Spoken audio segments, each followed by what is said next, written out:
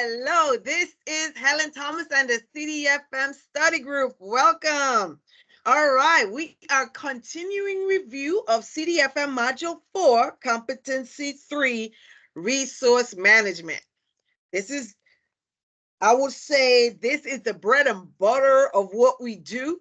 And so it should be more interesting than the other sections when it comes to the acquisition system.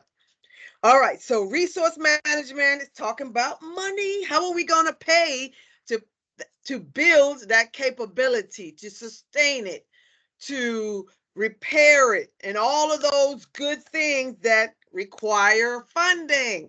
And so affordability assessments is going to be done and is going to be required starting at milestone B. Why? Because milestone B is the point where you enter into a formal acquisition program.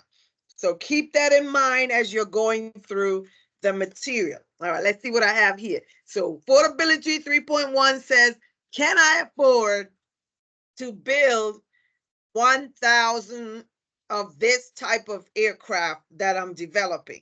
So it's continuing with that process in mind. So if you go to page 432 at the bottom under affordability assessment, remember the statement I just stated a few seconds ago. For major defense program, that's your ACAT 1 Delta and ACAT 1AM programs, and major automated information system, that's what I just stated. Affordability assessments are required when milestones B and C. So there was some stuff we learned in the last session where those activities occurred at milestone A, for instance, B and C, or throughout the whole process. But affordability assessment in particular starts at B and C and continues to C. Another key thing in this paragraph, and you can miss it if you don't pay attention. So it's like, let's 1, 2, 3, 4, around the 5th line down under affordability assessment, it says, the assessment typically should be conducted by the resource analyst. Remember, I said last session that most of what you do in this module 4 is done by the program manager, except the resource management part of it. So resource management is done by a resource analyst in the Department of Defense headquarters or the supporting organization. So those are the two key things I wanted to pull out of that paragraph. Affordability assessments done at milestone B and C, and they're done by the resource analyst. All done. Okay. All right. I don't have anything. Let's see. You can go through the steps. I always say when you're studying, like even though I'm not doing it right now, is you want to go through all the pages, kind of read, skim. I'm only going to highlight things that kind of make sense in the whole overarching picture of that particular section. So I don't have anything on the steps. Let me see. They're talking about some steps there, affordability steps.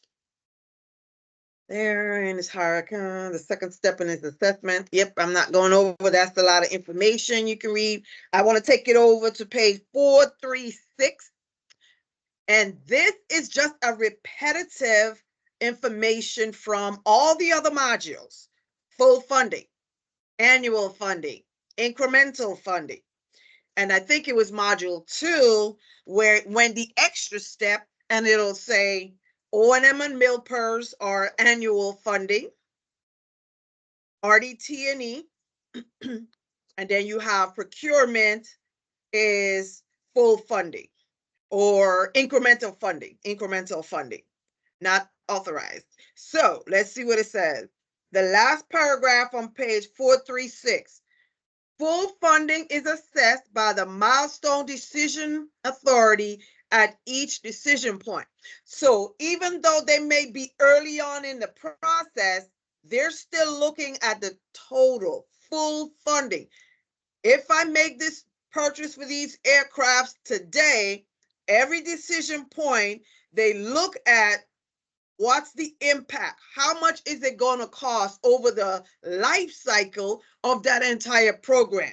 So you don't wait till the end of the program to start figuring out how much it's going to cost to make that purchase, right? You want to do it throughout. So that's all it's saying, is at every decision point, the MDA makes that decision or analyzes that overall impact. A term you're going to hear quite frequently in Module 4 is on page 437, cost as an independent variable. It sounds fancy, cost, but all it means is if you can take your courses of actions, look at different objective standards or different things that they all need to accomplish, and you can end up with a dollar amount. Now all you have to do is compare the cost. Also, what cost as an independent variable is saying is the best time to cut costs is earlier on in the process. Like, duh, right? That's a duh moment, but they thought it important enough to put a term on it. So cost in the context refers to life cycle costs on page 437 under CAIV, which should be treated as equally important to performance and schedule. So acquisition, I said it last session, maybe you didn't catch it. Cost, schedule, performance. Cost, schedule, performance. Those are the three areas that is always being evaluated throughout the defense acquisition system. So that's all I have. So cost as an independent variable as part of, let me read this because this ties in something from last week. To institutionalize this principle, program managers should consider developing a formal cost as an independent variable plan as part of the acquisition strategy. Remember last session when we talk about the systems engineering plan, the SEP? SEP is conducted or performed or created by the program manager to support technology development. At milestone A, it supports technology development. The SEP that supports acquisition strategy. There's one at milestone B that supports acquisition strategy. So this is now saying the program manager also develops a CAIV as part of the acquisition strategy. So that tells me it'll be done in milestone B, right? Because the strategy starts after milestone B is completed. So cost as an independent variable. Cut costs early on in the process. And we're looking at full funding. Page 439, acquisition system cost. And if I'm not mistaken, in module 2.2, cost and economic analysis, you have something similar to this with the acquisition unit cost, right?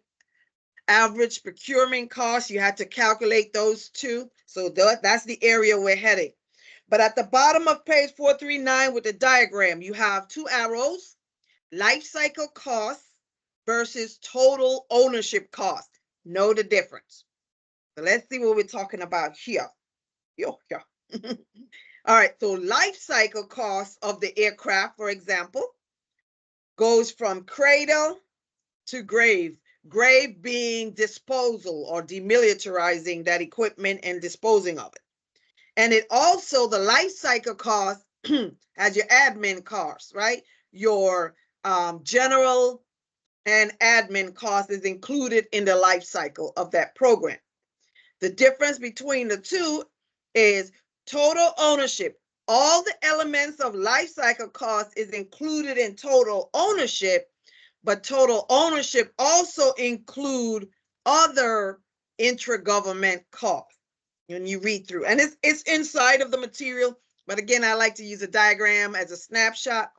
And so when I see it again, it'll come back. So life cycle costs and all other costs not directly attributable to the program. That's total ownership.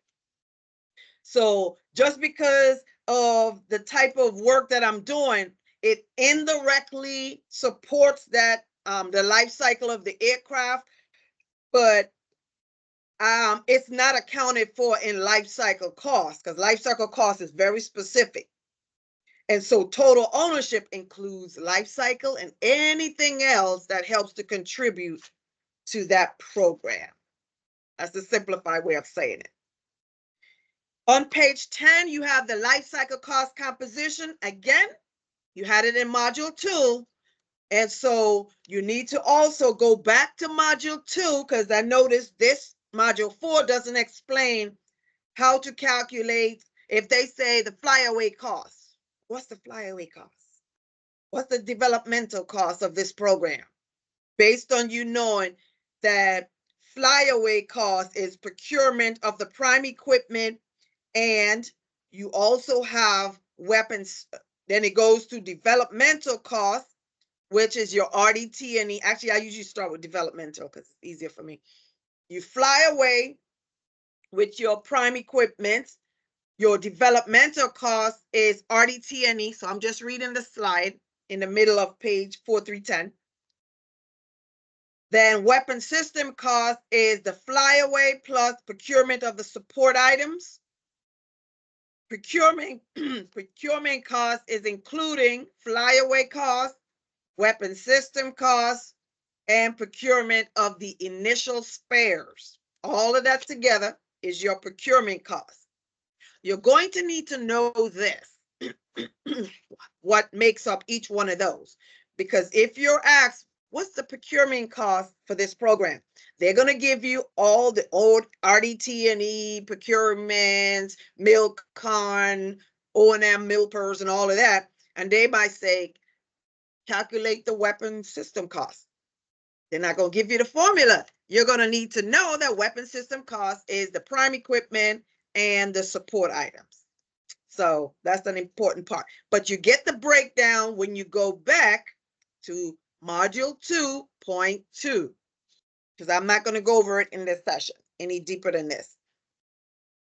There's a diagram on page 11, 4311. It talks about the program. And you see in the beginning of the program, you use RDT&E for your developmental stage.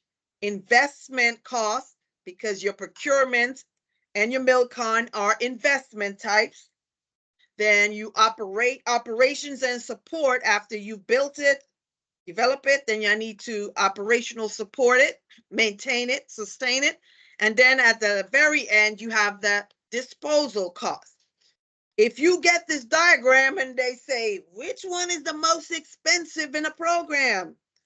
Based on this diagram, and actually, even if you didn't have the diagram, if the program, it takes me 2 years to develop the aircraft, and the aircraft lasts 20 years, I got to pay money for 20 more years to sustain it, then the operations and support part of it is that cost is going to be the most expensive. And I point that out because, again, for me, it was told that I need to understand that. RDT&E, procurement is your investment in MilCon, operations and support, O&M and MilPers, and then disposal, you use some O&M and MilPers probably in there.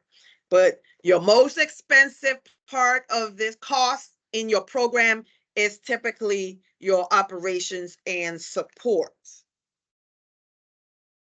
We mentioned this in the last session at the bottom of page 4312, implications of that evolutionary acquisition. In the middle, it says evolutionary acquisition strategies define, develop, produce, and deploy.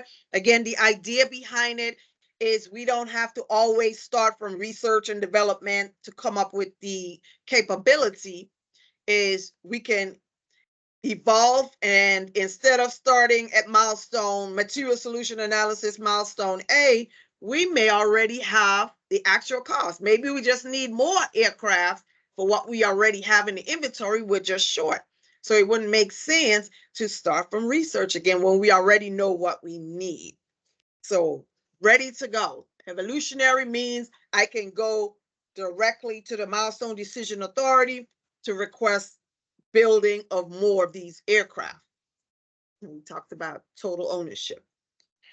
Page 4315 jumps into analysis of the alternative. This is the process that's done at material solution analysis.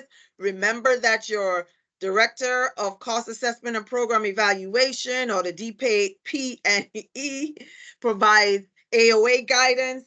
You analyzing your courses of action to determine which best. So all this is repetitive again. So don't make it too confusing to yourself. Yeah, we go back and forth, and actually the study guide, I just noticed it has the DCAPE, or it has the other title, DP and E. All right, for ACAP 1 and above, I'm reading on the top of page 16. An analysis of the alternative is required at major milestone decision point and at the full rate of production. So that means you do this throughout the process. You're analyzing, right, your courses of action. You're testing them. You're testing the prototype. You're analyzing different, because we want the one with the best cost, best schedule, and the best performance, or the value of the work that's being done. So we got to review alternatives. On page 17 is repetitive. It says the director of cost assessment and program evaluation develops and approves the study guidance for the AOA. They provide AOA guidance. This is the same information you learned in module 2. That's why I say you can't discard what you learned already. The MDA directs initiation of the AOA in the acquisition decision memorandum, right? We talked about that last session. The ADM in the acquisition system, the ADM is the document that is updated throughout the process. Because when we talked about PPBE in module 2, we talked about what's the document that's produced at the end of the planning stage, at the end of the programming stage, right? So the document, the only document that is referenced here excessively is the ADM is being updated. Continuing with analysis of the alternative, there are 8 elements of it, and it's listed on page 18. And no, I'm not going through all of that, but I'll just list them as stated. So recommended outline. So they just have an outline of the plan, really, how you've listed. Introduction, again, you want to give the background, why is it, what the capability requirements, different scenarios, objectives, standards, all of that's listed that has to be met, constraints, assumptions, right? So description of the alternatives and so forth. So a lot of it, that's information that you can read. Cost effectiveness and all of that. So all the next few pages, I do not have anything. Don't forget to read the summary on each one of these sections, or the parts that are broken down. Continuing on page 4323, cost analysis, module 2.2, and I'll keep referring you back to 2.2 because 2.2 gives you some more information on these topics. In module 4, it's kind of grazed over because the understanding is you remember what you studied. So this is saying cost analysis. So then remember you had the program manager, the baseline, and so the program office estimate, it's not in here. I'm just recapping for module 2. Program office estimate, the components, cost analysis, then the independent cost estimate. That's there. So the independent cost estimate lets you know that you're at the DOD level on page 4323 at the bottom. So it's mentioned again, major defense acquisition program, acquisition category A1 are required to be prepared or approved by the Director of Cost Assessment and Program Evaluation. The DCAPE, don't forget, the DCAPE had another title back then also, because they go back and forth in the session. Another, let me see, I got a little note here. I don't see it in the writing. Another old name for the DCAPE is cost assessment. Let's see. CAIG. I don't know. I just had a note on my paper. Turn that phone down, but I turned it off. All right. Let's see if they say it on this page. DCAPE. All right, page 4325. I don't have anything else on it. And I think this was also mentioned. So let's don't forget resource management is a focus. So we're going to be talking about the money. But this second paragraph, for programs that will be reviewed by OSD, Office of Cost Assessment, the program office is required to define its program in a comprehensive, formal written document known as the CARD, Cost Assessment, Cost Analysis Requirements Description, or CARD. And I think it should give a timeline. I think in module 2, the go back there and look, because I can't remember like when the card has to be prepared. I think 180 days you have to have the final, but don't quote me on it. So I want you to go back to 2.2 and look for the card. Written documents of cost is written by the program manager. So right now, program manager has been doing everything other than the actual resource management side of it, actually the money piece of it. And nothing there. All right. Also in module 2, you covered page 4327, cost estimate, the different types of cost estimate. We started with analogy, parametric, engineering, and actual cost. Remember, let's say based on the diagram on page 27, and they say, okay, which type of cost estimate is done early on in the process? It could be analogy. Analogy assumes if I'm building, let's say, an aircraft, that I have one similar type of aircraft already in the inventory, and I'm using the cost of developing that one item, that one aircraft, to come up with a baseline or starting point for the new one that I'm trying to build. Early on in the process, maybe it's parametric.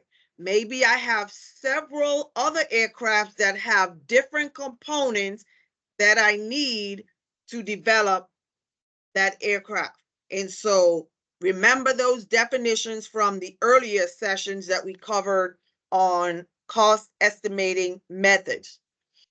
Which one is most expensive? The engineering, because you got to start from that real detailed part of knowing the cost of everything that is done. And then actual cost says I already have some aircraft, I know how much it costs, plus interest, and so I can come up. That's done. So actual cost is done later on. So if you know the order in which they occur, then it's easier to select analogy, parametric, engineering, actual cost.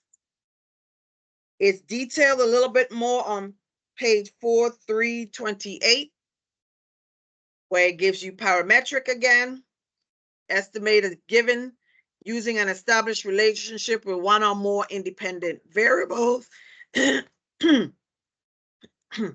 analogy, and engineering. So engineering is the one we said was, what is it, bottom fed, bottom up, because you got to be, it's very extensive and knowledge based.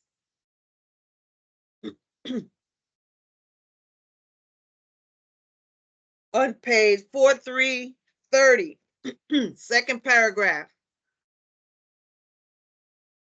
talks about risk analysis. But towards the bottom of that paragraph, risk analysis has to be done because we know every decision we make, there's an associated risk with making that decision. And so when it comes to programs, typically through Monte Carlo simulations, that we're able to apply risk to the decision that we're making. If we're trying to build a certain aircraft, we have simulators that simulate the use of that aircraft to determine what kind of vulnerability does that aircraft have, so we can identify it before we actually put the warfighter in those. So Monte Carlo simulations is mentioned in the second paragraph on page 4330. You need to know it.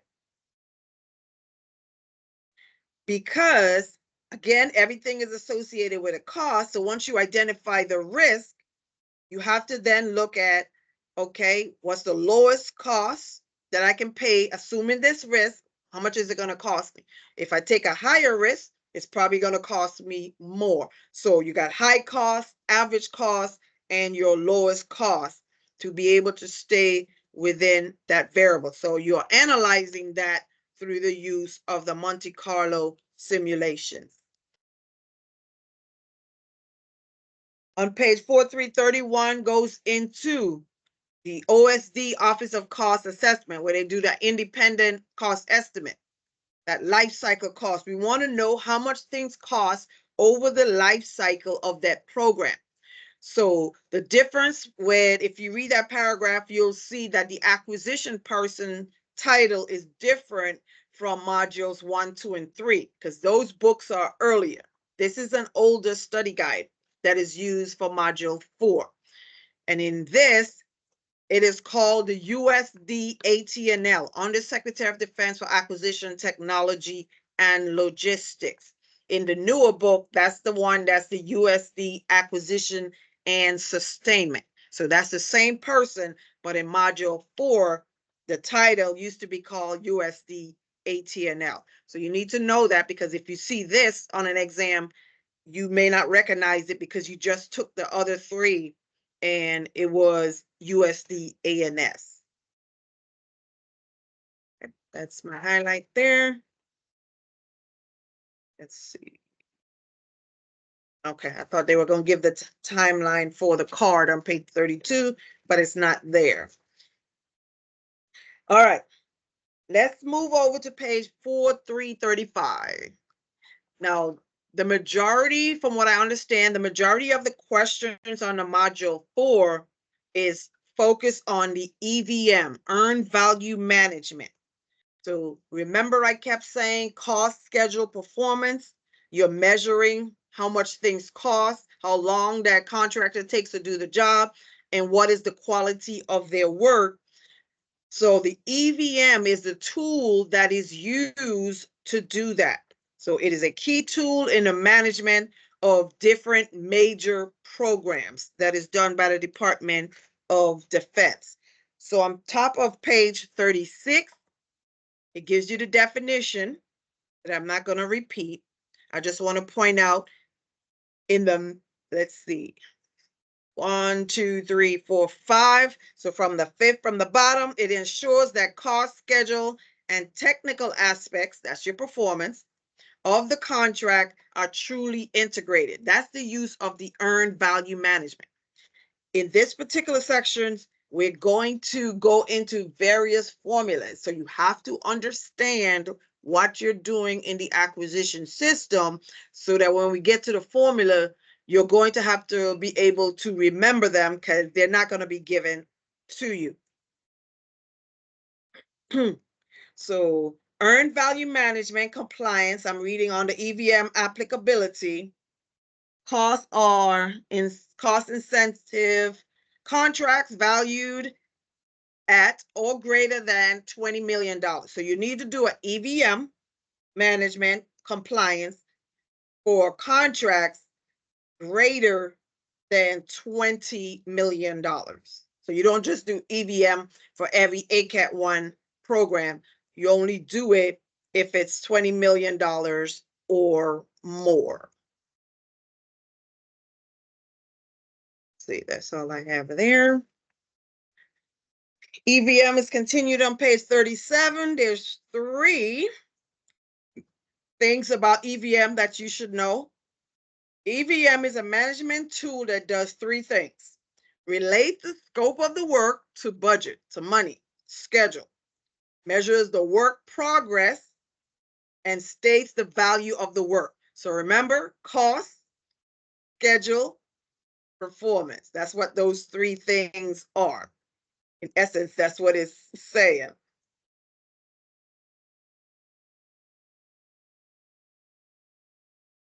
All right. Thank you, sir. Thank you, ma'am. Also on the bottom of page 39. All right, here we go. So 39 and 40 is where you have the start of your formula. All right, let's see. Page 39, one of the most difficult aspects of the program, the following question: is the program on schedule? Is it costing more than planned? What can be done if the program deviates from plan?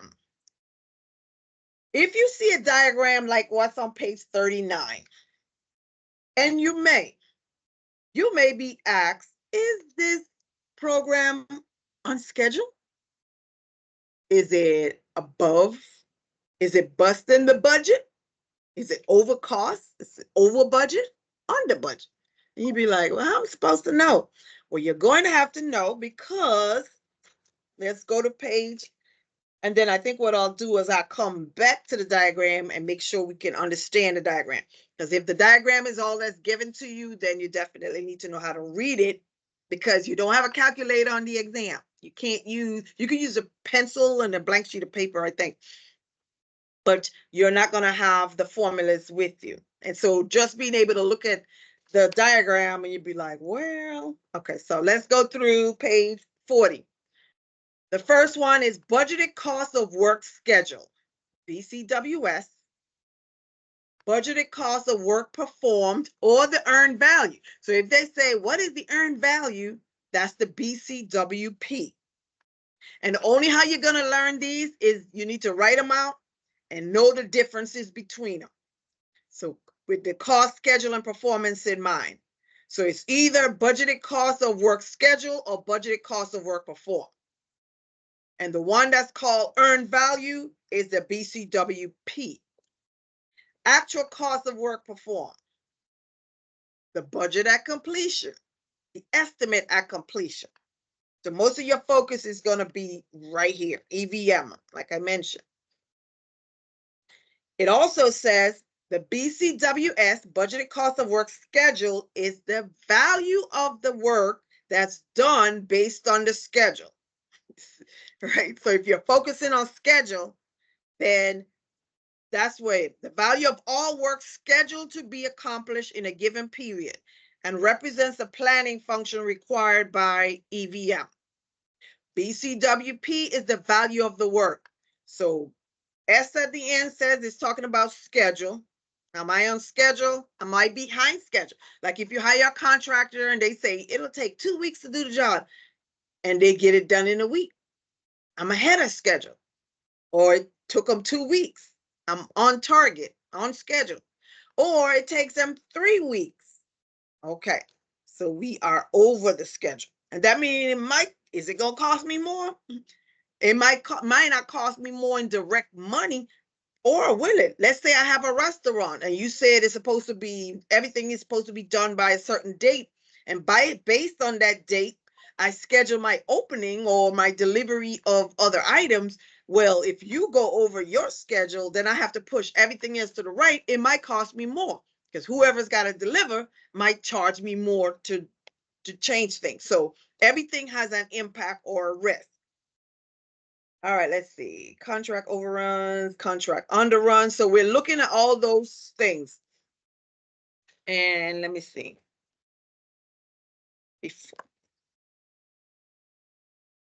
Okay, so based on your knowledge, I'm gonna go back to page 39. I'm gonna stay here for a little bit because, like I said, the majority of the questions on module 4 currently, which is today is July the 24th, 2024. So currently, because they're going to change in October of this year, the format of the exam, but the current exam is EVM heavy. You'll be taking a certain question and back to EVM. And these formulas is expected to be known. So they might say, what is the cost variance of this transaction? And if it's a diagram, it will say, is this contract on the budget, over budget, or on budget? So let's look at it. Let me try to slow down so I can explain. All right, we say that cost variance includes the formula. Did we look at the formulas? Slow down, Helen. Did I miss a page? 39, 40. Let me find the formulas first. Because if they don't introduce it until later, then I don't need to. Again, like I said, if I was writing these, yeah, see the formulas don't actually show up until page 47. So let me do this. Let's come back to page 39. I want to get you to the formula, and then we'll bring it back to page 39. So I'm going to put this to the side. All right, EVM techniques, page 41. There's a couple, 41, 42, I'm going to point out because I always look for certain words. So let's say percent start versus percent finish. Earned value, and which one is earned value? The performance. So it's budgeted cost of work performed. That's the earned value. This technique tends to overinstate performance in the beginning of the performance, and it understates it in the last half. I have that circled, highlighted, asterisk. So that's why I'm pointing out that particular one. So if they say which one tends to overstate performance in the beginning or the first half and of the period of performance and understate it later, that's the percent start, percent finish. But you are going to read all of them. Also on page 42, the second one, weighted milestone EV technique, earned value. It is the best EV technique for long-term discrete work. When you study, you always want to look for the best, the least, the first, the last, and all of those kind of trigger words. That's how you kind of differentiate the differences. So the one for discrete work, the best is weighted. So each particular step is weighted based on their importance. The bottom of page 42, apportioned effort, EV technique. An apportioned effort work task is typically a support task that can be tied to a discrete task or set of tasks. It simplifies the EVM. So a lot of this is, as we're looking at cost, we're trying to figure out where to associate the cost. Where are we going to package it so that we know at each leg, each stage of the process of development, how much is it estimated to cost us throughout that process. The top of page 43, level of effort, EV technique. LOE, that's the second line, is the least desirable of all earned value techniques. The worst one is level of effort. So I look for words like that. So if they say, which one is the worst technique to use for the EVM model and the earned value technique, that is level of effort.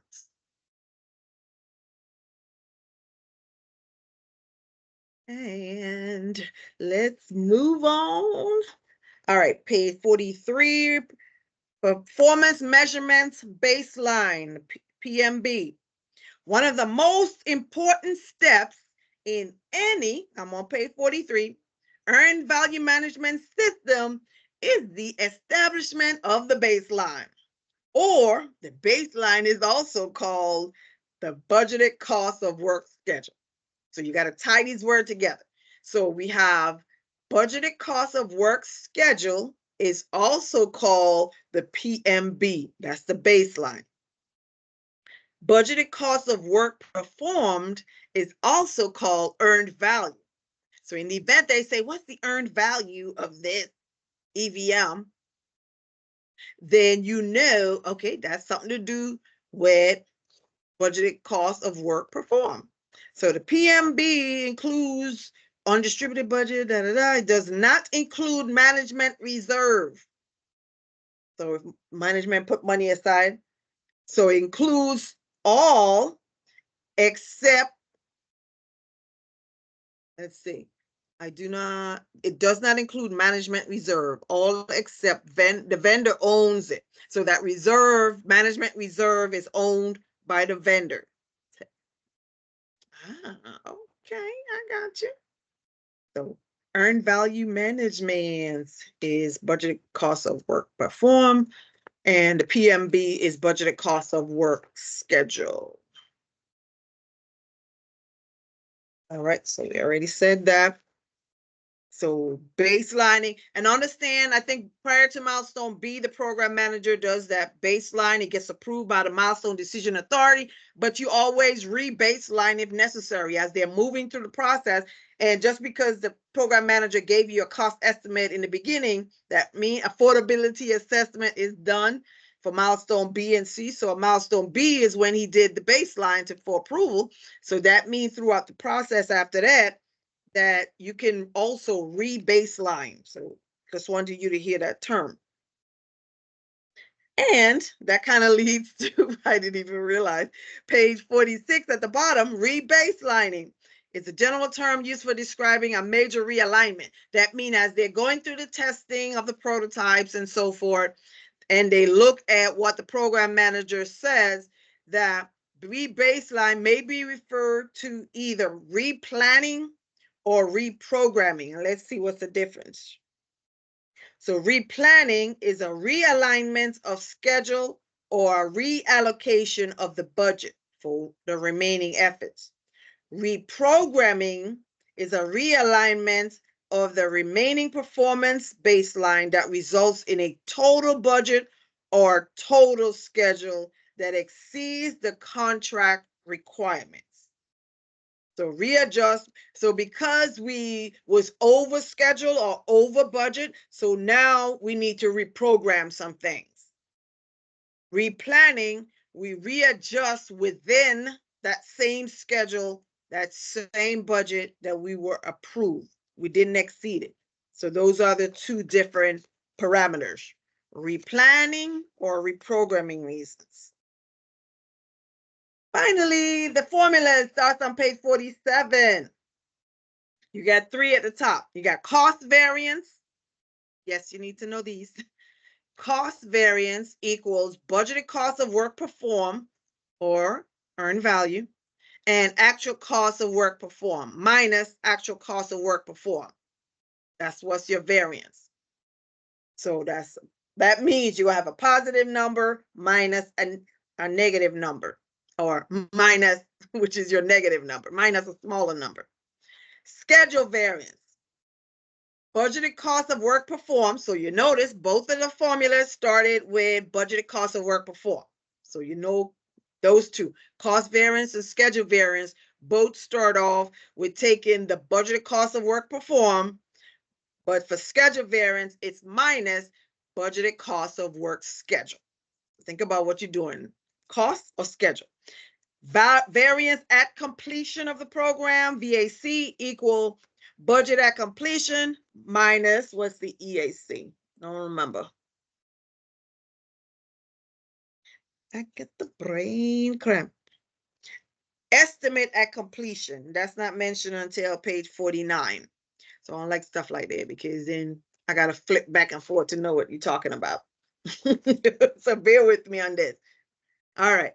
So cost variance says, if my cost variance, a negative cost variance says that I'm over the budget. And that means my budgeted cost of work performed, if the value come out negative, that means my actual cost of work performed is bigger. That's not what I want. So when it comes to money and cost, if it's negative, that means I am over the budget that we started with for the work. A positive variance is what we're looking for. That means my budgeted cost of work performed is the larger number. Actual cost of work performed is the lower number. So when I minus, then my result is positive. A positive variance indicates that we are under budgeted cost. So how do we know if we're on the budget? That means the value is zero. A number of a zero is good. A number below zero is bad. So that's the best way. So I'm starts with zero in the middle. If I have a cost variance that's less than zero, that means it's a negative number. I'm over the budget. Stay with me. If I have a number that's bigger than zero, I am under the budget, which is good because it's positive. I'm explaining this because when you go to schedule, it's like, wait, okay, so strictly cost that we're looking at is 0 is the best, because 0 means my BCWP and my ACWP is the same exact number. So my answer is 0. 0 means you're on target. And when I go back to the diagram, it'll make sense to you. Where schedule performance says budgeted cost of work performed minus budgeted cost of work scheduled. A negative variance when you're talking schedule, and you got to remind yourself, we're only focusing on schedule. If my budgeted cost of work performed has a negative balance, negative variance, it indicates that that contractor, because it's schedule, he is behind schedule. It's negative. So the negative associated with schedule mean you're behind. The positive associated with schedule mean you are ahead of schedule. A 0 means you're on schedule. I'll go back to cost. A negative cost variance, when you're only associating cost, means that I'm over the budget. When it comes to cost, it's negative because I'm over the budget. Positive cost variance, I am under the budget. Positive meaning good when it comes to cost. Those are the two that sometimes get confusing to individual.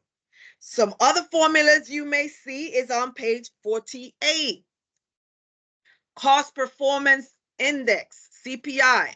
And they give you the formula. To calculate CPI, it equals budgeted cost of work performed divided by actual cost of work performed. Schedule Performance Index. So an index is telling you you're dividing. So it's budgeted cost of work performed divided by budgeted cost of work scheduled. So what do you see that's similar that can help you to remember the formulas? Well, if you look at the formula for the cost variance and schedule variance, and then you come to the cost performance index, schedule performance index, they're using the same values. The difference is in the variance, you are minus or subtracting versus dividing in the index. So that's another way how to remember those two formulas. So I think in the back, very back, they might have some examples and we may go over some of them. All right, let's see. Schedule performance index and cost overall percent. Have I seen this? Percent completion can be used at any point in time. Okay, no, I didn't have anything there. All right, some more formulas. So write them out as you go through those, starting on page 47, page 49. And you may have the one that I had on mine exam, which is on page 49. I think I had the EAC one. Yep, EAC. And let me share with you how this formula works. Estimate at completion equals actual cost of work performed, ACWP. Okay. Because you're talking actual cost at completion, plus budget at completion minus budgeted cost of work performed divided by performance factor. Now, if you notice, it didn't tell you how to calculate performance factor, but that's another formula within that. And let's see, maybe I can to complete. Yeah. And if you, let's see. Yeah, it's kind of confusing. Let me see if they said it. Cost performance index. But let me just tell you how to do it. Cost performance factor is if you take the CPI times the SPI, that is your performance factor. Because I had written it out there. And I think there is a formula that says it, but it doesn't explain it good enough. All right, so EAC, and at the bottom, I think they try to explain it on page 49, the second set of formulas, the EAC composite, where they show you the CPI times the SPI at where the performance factor was. So you got a lower limit and the upper limit. So when you use that you are expressing the upper limit. Yeah, only if you practice these, writing out these formulas, you write the different cost variance, schedule variance, cost performance index, estimate at completion. However you write these out, and then you practice. Yeah, because there's no easy way for me to say, oh, this how you're going to remember. All right, I think now I could take you back to 39 and tell you how to do this, use this diagram. Because if you're given the diagram and they say, okay, based on this diagram, is this program, let's say cost variance, is it under budget, over budget, or on target? And so the first thing you have to do is, if they say cost variance, or even if all they said was, is it under budget, over budget, that means you're talking cost variance. When we start talking budget, that's the cost variance.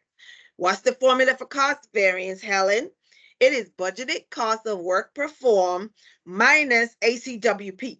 They might give me some numbers. But based on this diagram, let's find BCWP. So BCWP is the last, if you look at the arrows or the lines on that graph, you'll see that the bottom line is BCWP. You with me? And let's find ACWP. ACWP is greater because it's above it, right? That means it's larger, right? Just stay with me.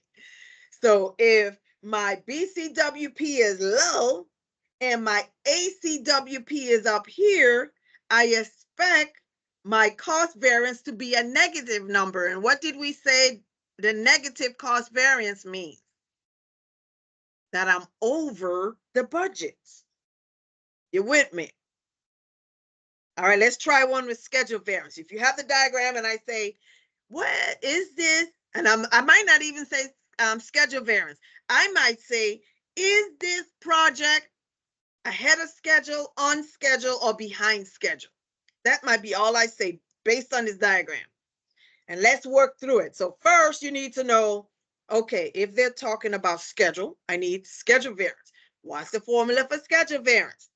Budgeted cost of work performed, BCWP, minus budgeted cost of work schedule, BCWS. So we already said that BCWP is the lowest arrow line on the graph. You already know where this is going. And budgeted cost of work schedule is higher. So when you do the formula BCWP minus BCWS, even if they don't give you numbers and it's simply looking at this diagram, you know you're going to come up with a negative number. If you take a small number minus a bigger number, your answer is going to be negative. So a negative schedule variance means that we are behind schedule. If I'm only focusing on schedule, if it's negative, meaning it's not good, I'm behind schedule. Let's say I give you a dollar amount. I may tell you the BCWP is 3, the BCWS is 5. Am I ahead of schedule, behind schedule, or on schedule? 3 minus 5 equals -2. Dealing with schedule, a negative means I'm behind schedule. All right, so what are you talking about, Helen? Then let's now go to the exercises. So I normally don't do all of these, but because I know EVM accounts for the majority of these questions, I'm going to do a few of them so you can see what we're talking about. So on page 52, 4352, you have some examples. Please do them so you can get a habit of how these may look. But behind schedule, over budget. Well, how is that behind schedule and over budget? Okay, so if the first part, let's think schedule. Schedule variance says budgeted cost of work performed minus budgeted cost of work schedule. So budgeted cost of work performed for this first example is 80 million. Okay. Budgeted cost of work performed, budget cost of work schedule is 100 million. So it's 80 minus 100 equal negative 20. So when it comes to schedule, we are behind schedule. A negative schedule is behind schedule. It says that it also is over the budget. Well, how do I know if it's over budget? I need to do a cost variance. Cost variance says budgeted cost of work performed minus actual cost of work performed. So my BCWP is also 80. ACWP is 100. 80 minus 100 is negative 20. But if I'm thinking the basis of cost, a negative cost variance is over the budget. So that's how that works. All right, so let me pick another one. Let's get one with different numbers. Let's do the bottom one on page 52. Ahead of schedule and I'm over budget. Let's focus on ahead of schedule. So we're talking schedule, so we're going to use the schedule variance. BCWP minus BCWS. BCWP is 100 million. BCWS is 80. 100 minus 80 equals a positive 20. That is how I'm ahead of schedule. A positive 20 dealing with schedule variance says positive. I'm ahead of schedule. It says it should be over budget. Well, let's see. Let's see if that makes sense. Budget mean I'm talking cost variance. BCWP is 100. ACWP is 120.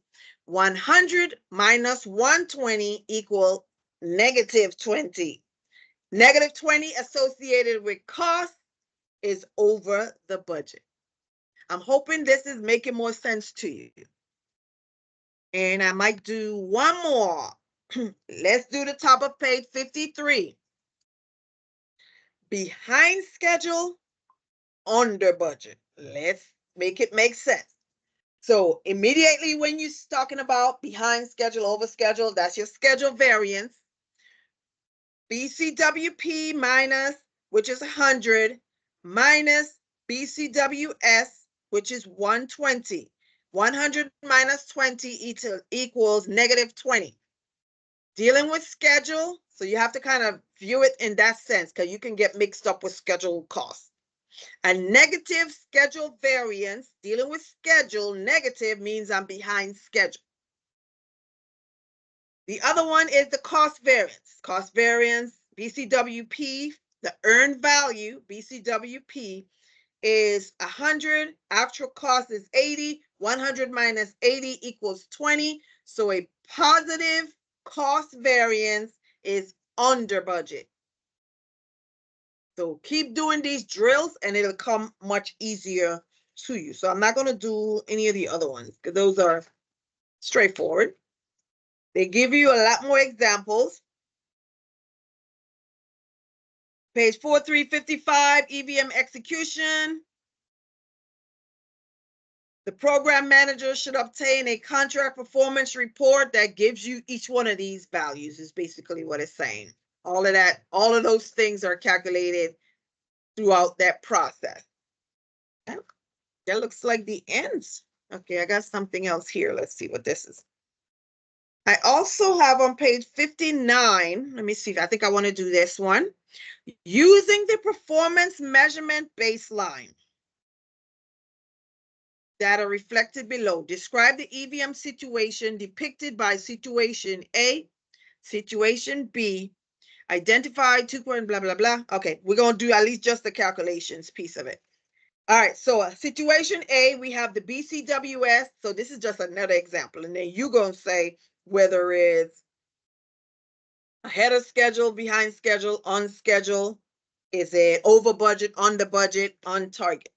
Those are the main parts of this EVM that people seem to get hung up on. So practice, practice, practice.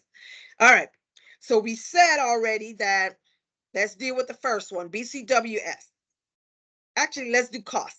Cost variance, BCWP. So in situation A, so let me do both. Situation A, the BCWP is 100 million. The ACWP is 120. So even if you don't have a calculator, you know the answer going to be negative because 100 minus 120, like, okay, that's going to leave me with a negative 20. So a negative number associated with cost variance is over budget, over cost. Schedule variance on situation A. BCWP 100, BCWS 80. 100 minus 80 is a positive 20. That means I'm on schedule. So option A, I'm doing this so option A says I'm over the budget, but I'm on schedule. Option B, BCWP is 100 M minus ACWP of 80 M equals a positive 20 M. So a positive 20 M associated with cost is good. So that means I'm under cost or under budget. So I didn't have these done. Let me do them now. Under budget. Schedule variance as associated with situation B. CV equals budgeted cost of work performed, that's 100 million, minus budgeted cost of work schedule, 80 million, equals 20 million. So that one answer is also 20 million, but you need to think, okay, am I talking cost or schedule? So a positive 20 million associated with schedule means I'm ahead of schedule. Ahead of schedule. And so on schedule or ahead of schedule. So I think it's best for the other one where I said 100 minus the 80 is 20. It's best to say ahead of schedule because it'll only be on schedule or on target if the answer was 0. So let's use the right terms. So option A is ahead of schedule. All right, now let's look at both of these and say, okay, based on my answer, which one would be the best answer? Option A is over budget and it's ahead of schedule. Option B is under budget and it's ahead of schedule. Which one do you think? Option A or B? Well, based on the variances, I would recommend situation Bravo, situation B. Did I say that right? Yes, okay. Situation B. Sometimes it's good to laugh at yourself. Yes, so situation B is under budget. That means it's costing me less. And you're doing it quicker. You're doing the job quicker. I'm ahead of schedule. So I'm going to select option B. All right, that's all I have for CDFM Module 4, Competency 3, Resource Management, which includes EVM. The majority of the question in Module 4 comes from EVM, or the resource management. The resource analyst is responsible for keeping track of these numbers. Even though the program manager is involved in the process, but your number one person is your RM person. All right? So if you have not already subscribed to my YouTube page, please, ma'am, please, sir, please subscribe to my YouTube page. I like to get the popularity out there because it's helping a lot of people. That motivates me to keep going, keep doing what I do. It seems to be my passion. I've been doing it since 2010, 2011, somewhere up in there. And so it seems to be something that I enjoy doing. I love it actually, because it helps me to learn and stay on my craft as a financial manager and learn these things. So please subscribe. All right, this concludes our session for today. And next, we will continue to complete module 4.4 in the next video. All right, this is Helen Thomas and the CDFM study group. I will see you guys again next time.